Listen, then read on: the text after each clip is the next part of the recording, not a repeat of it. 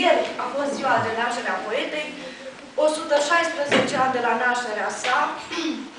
Vom începe cu un moment de evocare prin a Iașului prin ochii poetei, moment susținut de către domnul Ion Mitican.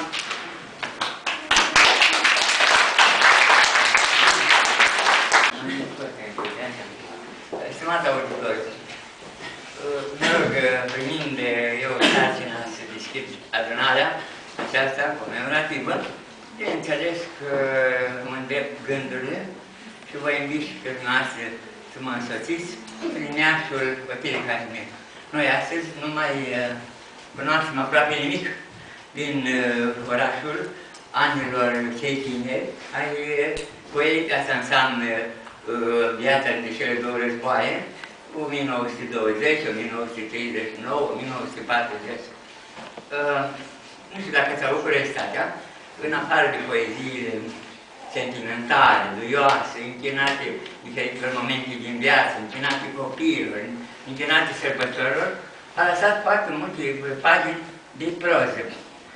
Și în fiecare schițe sau schițișoare, cum le sunt foarte mici, așa, sunt prezentate aspecte din Iașul de altă dată, pe care noi, dacă le-am adunat, am putea să facem chiar un volum și sunt convins că urmașii noștri, care sunt teputologilor, suntem câțiva moșnești care ne ocupăm cu treburile astea mai vechi, așa urmașii mai tineri, cum văd aici din primele bănci, vor avea curiozitatea în viitor să-și spună cam așa titlul unei lucrări. Iașul Mirel Teodorean, asta înseamnă să parcurgi state romane, să vedeți și surprize interesante de scrieri de limbi. Sau Iașul Otile Casimir este exact plin cu asemenea elemente. Iată, da, așa parte, fiindcă nu vreau să ne plictisim prea mult, așa, am să vă spun că din s-a locuit pe strada Bucșunescu, numită acum Otile Casimir, în câteva pagini a lăsat amintirea locurilor de dată.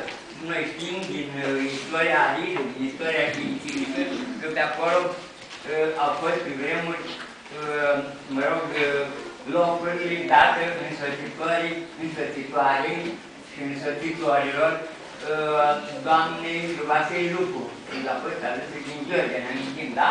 Ei bine, cercetătorii au primit, există o mărturie de focă, au primit zona aceea care era lipsită de populație, pentru a face așteptări, pentru a putea să rămână în preajma doamnelor.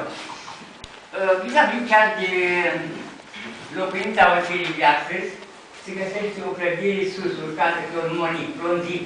Trecem toți pe ea, sunt convins că și dumneavoastră vă uitați, ba unii și-ar putea să cunoaște, nu se dărâm dintr-o dată în capul nostru, sau nu dărâm o primărie, o primă să dărâm, fiindcă este unica zidie din viacul al XVIII-lea. Asta înseamnă că a fost locuința unui poet pomenit Vasile Alexandru Iordache Bucșinescu.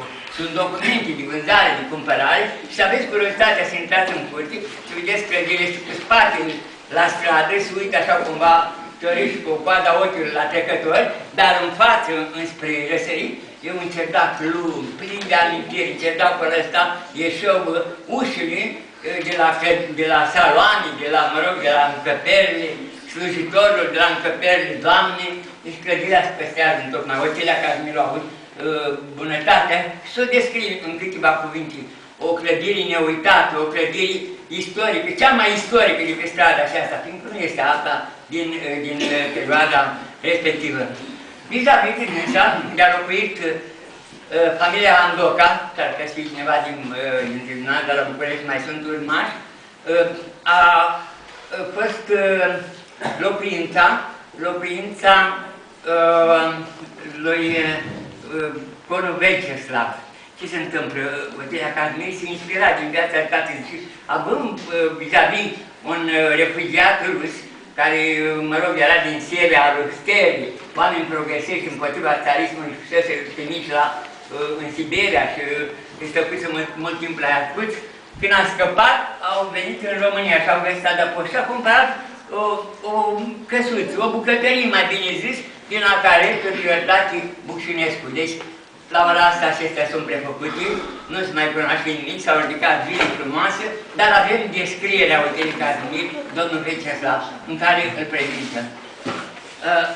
Stimați auditori, dar alături de ea, o locuită o mare personalitate a noastră, implicată în viața politică, și anume Lucrețiu Pătrășcanu.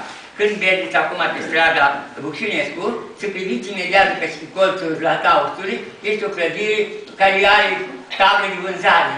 Ei bine, aceea este casa profesorului Dimitrie Stoica. Dimitrie Stoica este profesor de latină al Ion Crean de la seminar. A avut 3 fete, pe una Lucreția, pe una Cornelia și pe una Maria. Cele 3 fete au avut grijă să le mărite pe strada Bucinescu.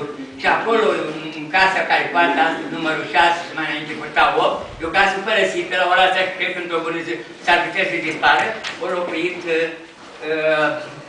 Lucreția. Ei bine, prin Iași mergând găsim foarte multe locuri legate de amintirea Cotilei.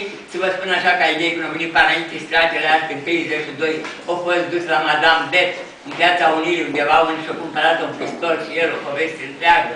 Au fost dus la Mironescu, scriitorul Mironescu, pe strada Arbinescu. Nu știe nimic în asta, că asta există și are nenumărate amintiri. Însă cea mai frumoasă pagină sau interesantă, delicată Iașului, este din zilele august-noiembrie 1944.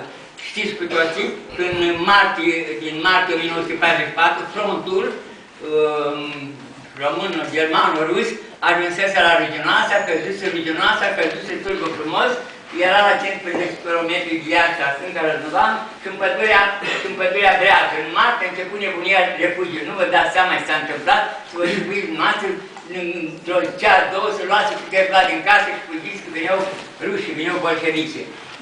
Eu spun că să mai scurtăm acest numai 2 minute și 3 minute. În asemenea condiții, Otelia Casimir și-a lăsat lucrurile toate și a plecat la Gimbolea, a plecat cu Teatrul Național la Timișoara. De bine, când vine înapoi în noiembrie, lasă o descriere a Iașului de atunci, care n-ar trebui să lipsească din amintirile noastre.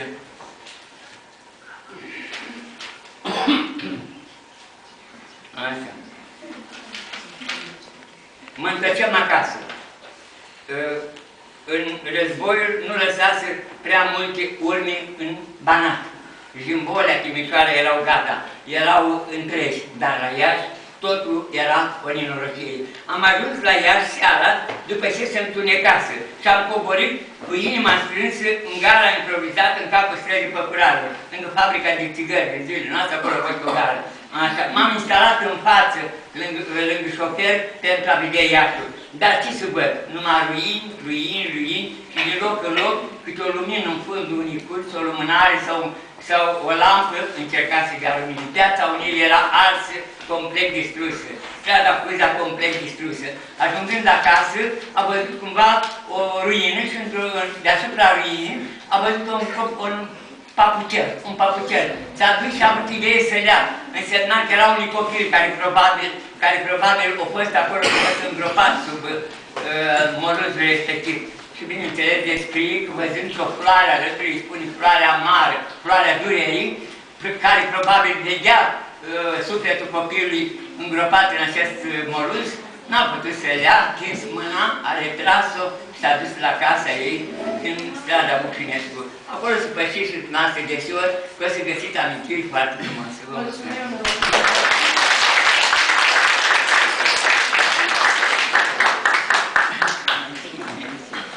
Pe vremea când am început să scriu, spune poeta Otelia Casimir, mă pieptănam cu cozile pe spate și aveam într-un caiet liliachiu, în loc de flori, metafore presate. Urmează un moment deosebit, un recital al actorului Petrica Ciubotaru